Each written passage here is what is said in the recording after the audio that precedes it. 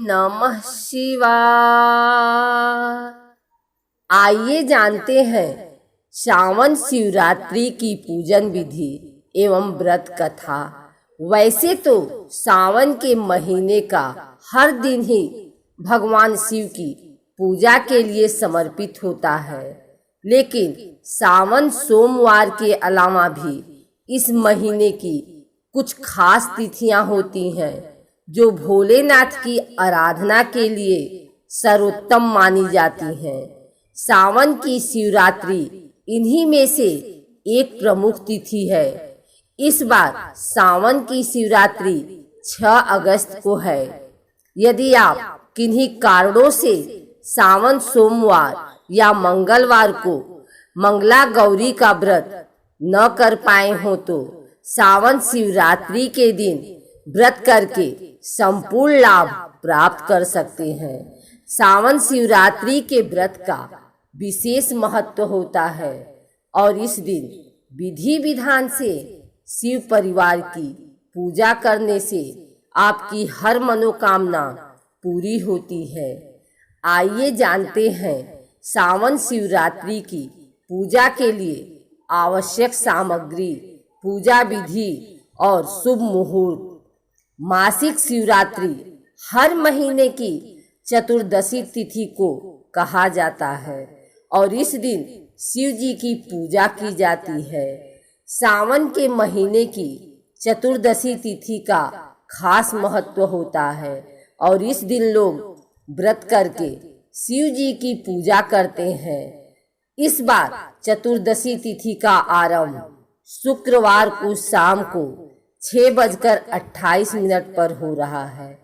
इसका समापन अगले दिन 7 अगस्त दिन शनिवार को शाम 7:11 पर होगा। व्रत 6 अगस्त शुक्रवार को रखा जाएगा।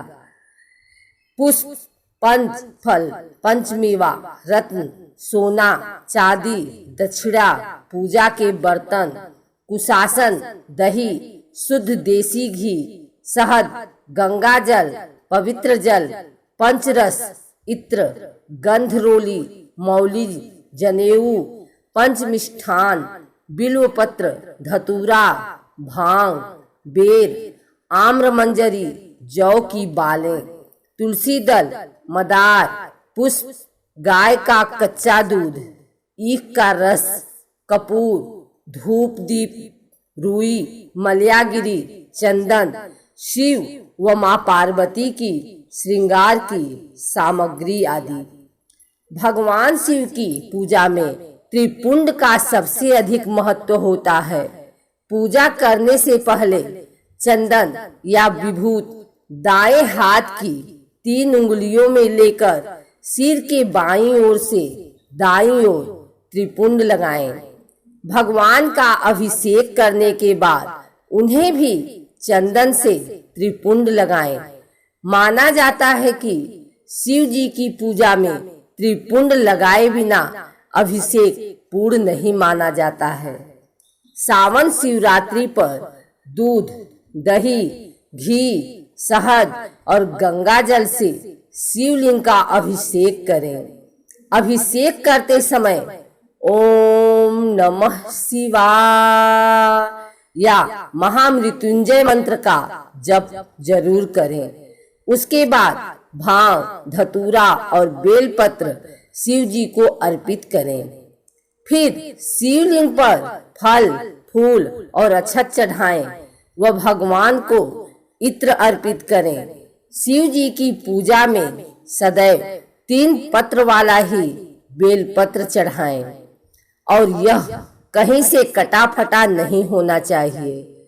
अगर आपके पास अधिक संख्या में बेलपत्र उपलब्ध नहीं है तो आप एक बेलपत्र ही चढ़ा सकते हैं। यह भी माना जाता है चढ़ा हुआ बेलपत्र भी फिर से धोकर चढ़ाया जा सकता है।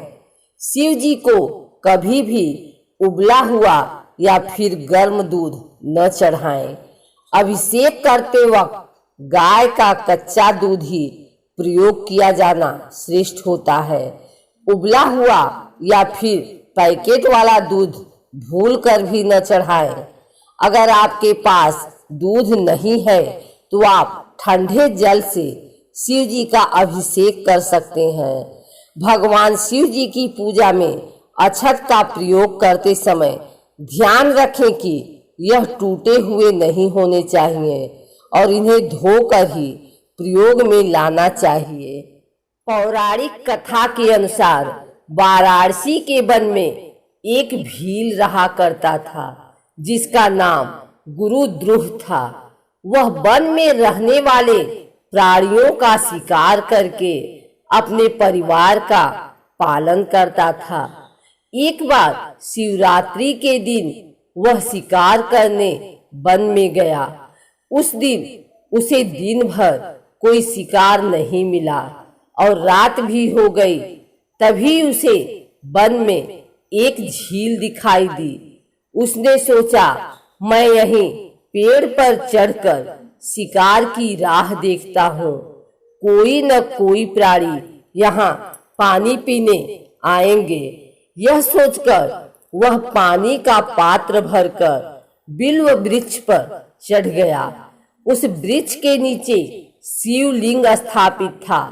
थोड़ी देर बाद वहां एक हिरनी आई। गुरुद्रुह ने जैसे ही हिरनी को मारने के लिए धनुष पर तीर चढ़ाया तो बिल्व वृक्ष के पत्ते और जल शिवलिंग पर गिरे। इस प्रकार रात के प्रथम प्रहर में अनजाने में ही उसके द्वारा शिवलिंग की पूजा हो गई। तभी हिरनी ने उसे देख लिया और उससे पूछा कि तुम क्या चाहते हो।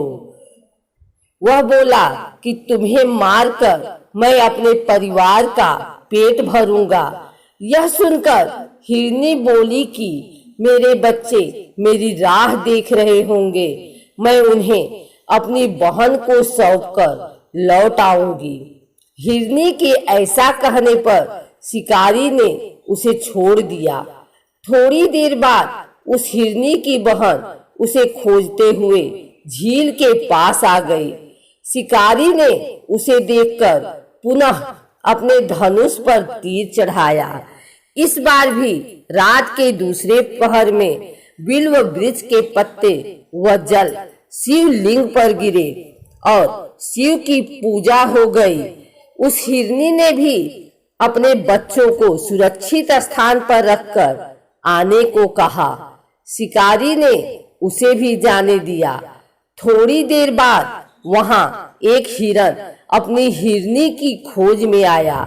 इस बार भी वह सब हुआ और तीसरे प्रहर में भी शिवलिंग की पूजा हो गई। वह हिरन भी अपने बच्चों को सुरक्षित स्थान पर छोड़कर आने की बात कहकर चला गया। जब वह तीनों हिरनी व हिरन मिले तो प्रतिज्ञाबद्ध होने के कारण तीनों शिकारी के पास आ गए।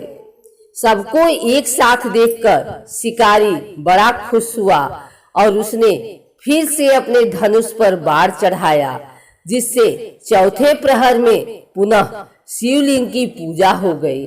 इस प्रकार गुरुद्रुह दिन भर भूखा प्यासा रहकर रात भर जागता रहा और चारों प्रहर अनजाने में ही उससे शिव की पूजा हो गई और शिवरात्रि का व्रत संपन्न हो गया, जिसके प्रभाव से उसके पाप तत्काल भस्म हो गए। सूर्योदय होते ही उसने सभी हिरणों को मारने का विचार त्याग दिया।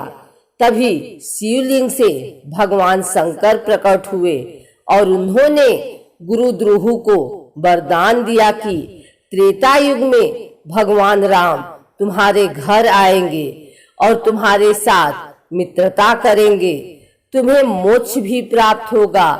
इस प्रकार अनजाने में किए गए शिवरात्रि व्रत से भगवान शंकर ने शिकारी को मोक्ष प्रदान कर दिया।